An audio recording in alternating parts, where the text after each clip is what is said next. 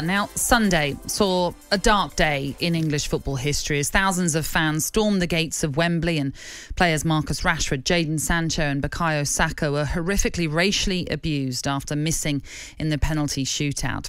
Yesterday, Arsenal and England's Bukayo Saka released a statement and called for social media giants Instagram and Twitter to do more to stop racist abuse like he and his teammates suffered. Joining us now to discuss more on this is the Times chief football writer, Henry Winter. Henry, good morning to you. Good morning, Henry. Morning, Natalie. Morning, Ray. Oh, goodness me, Henry. There are so many issues to talk about, aren't there? And I know you've written a really important piece in the Times today, asking questions that the FA have to answer. And before we get to that, I wanted to just talk about Bukayo Saka and this statement that he released yesterday, because within his statement he says, I decided to take a few days away from social media to spend time with my family and reflect on the last few weeks. And he says that this message won't do it justice, but he's grateful for all the love that he has received. And he wanted to thank everyone for the support that he has received as well. But as we know, he did receive racist abuse on social media. And I think one of the lines that really stands out in his statement, Henry, is when he says, I knew instantly the kind of hate that I was about to receive. And that is a sad reality that our powerful platforms are not doing enough to stop these messages. It is a very mature statement from a player who is incredibly young and only just emerging on the football scene. But as I say, that particular part where he says, I knew instantly the kind of hate that I was about to receive is just a shocking indictment of society and the world we're living in right now. It is shocking, and I'm sure the same sentiments were echoed by Jadon Sancho and Marcus Rashford as well. I mean, they knew as they walked back to the centre circle what was going to befall them. And this is not the sort of world, society, sport that we should be contemplating in. And Saka's statement, which I read when he put it out last night, I just thought, as you say, how mature that was for a 19-year-old. The fact that he spent time to reflect on the situation. He didn't rush in. He was obviously sort of so hurting afterwards and is still hurting now. But he just talks about his gratitude for the love that sort of enveloped him from within sport, from Arsenal, from the country. And you see people over in Hollywood going around now with shirts with his name on it, showing support for him, Sancho and Rashford. And he's 19 and he stepped up to take a penalty in the most important sporting occasion this country's had for 55 years. And he was prepared to do that. He put himself forward because of everything that he'd been doing in training. Southgate had looked at him and seen that his attitude was right. And we can argue as long as we like about should other players have taken it, but Southgate was the one who looked at them in training, and he felt that Bukayo Saka had that maturity and the technique and was prepared to do it. And just this statement that he's come out with, the strength of this 19-year-old. I will not let this negativity and this moment break me. And you just think at some point in the next couple of years, maybe in the World Cup, England are going to face another penalty shootout. And I just think he's got that character that he will step forward again. Almost sort of echoing, obviously with slightly different intensity in terms of the consequences, in terms of the racism that Bukayo Saka has endured. The way that Stuart Pearce, who works for you, showed his character. And I think we will see Saka fight back from this. But there's so many important elements to this statement. But as you mentioned, he talks about Instagram, Twitter and Facebook and how they have a responsibility. And they have to understand that they have this very powerful platform, but they're also publishers as well. And they're effectively enabling the sort of, what's the best way to call them? Basically the scum in society. They're enabling them. They're giving them a platform. And they have to have responsibility for that.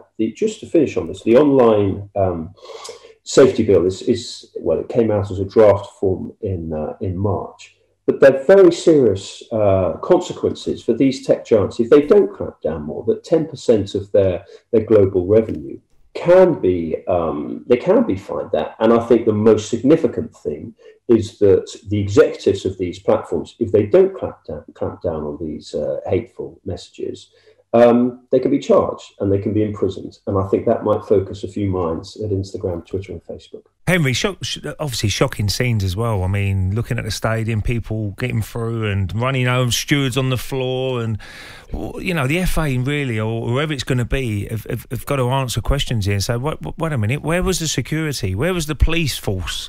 I don't know how many officers were on duty. That we know there's always going to be lots of people forming outside the stadium, but you didn't expect what happened. And reading your piece today, you said there was a few problems at the Germany game, so surely they should have learnt from that.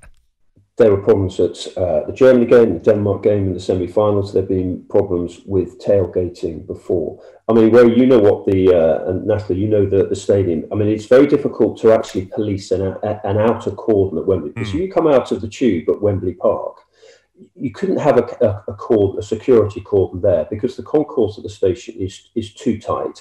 You've then got the steps going down, so there will be safety issues. You've then got that underpass. So it's very difficult. I mean, there's a real structural problem. I mean, I'm sure the government and the FA and UEFA will have calls for an outer cordon, and I completely agree with it. But this is not like a sort of stadium on the edge of a town, a new build. You know, this is now a recently built up area. It's very difficult to get there.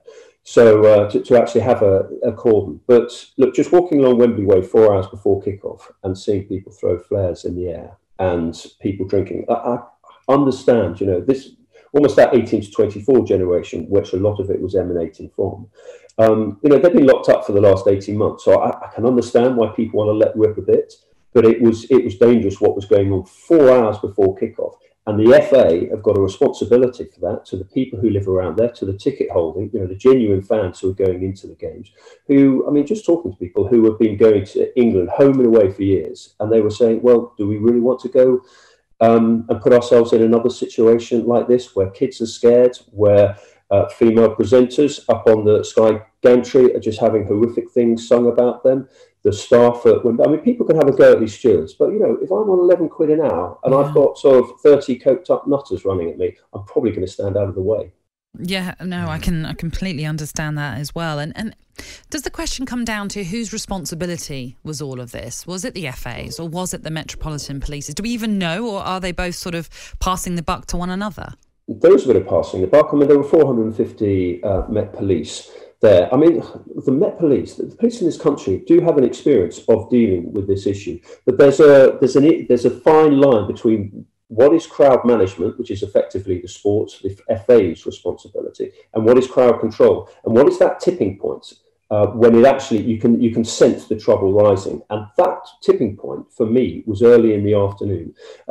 So that's the FA have got to take responsibility for that. The Met should have been far quicker to react, and I think UEFA have a responsibility as well, because an 8 p.m. kickoff time, a long boozing day, and unfortunately there was a lot of drugs on Wembley Way.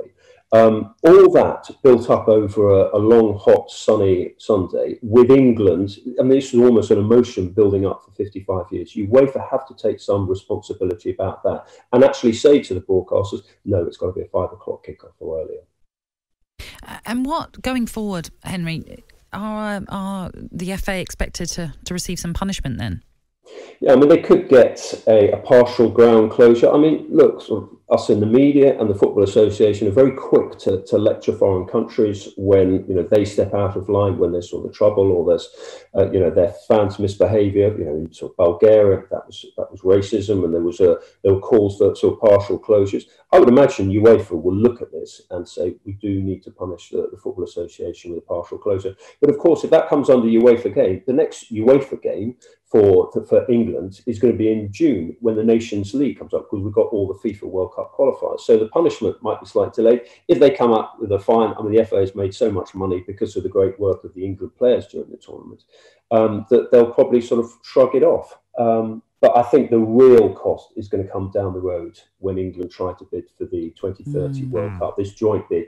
And to be honest, judging the mood within UEFA and overseas, and our past poor record of actually bidding for tournaments, I think the FA would be much better off spending the money that they were going to waste on a campaign for 2030 and actually spending it on beefing up security at Wembley, so that the innocent ticket holding fans can actually go and watch a match and support this fantastic young England team. Absolutely.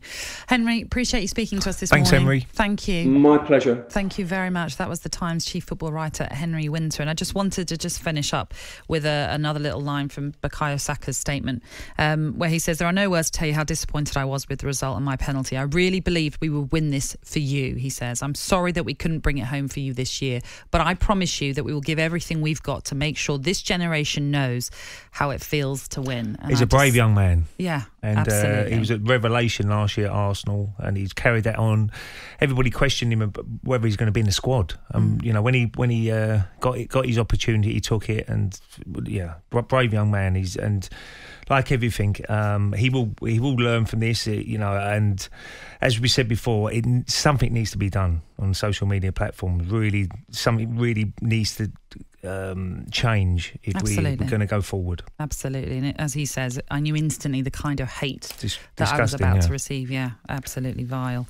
talkSPORT Breakfast with Alan Brazil. Thursday and Friday morning, 6 till 10. On AM, on DAB, via the talkSPORT app and on your smart speaker. talkSPORT.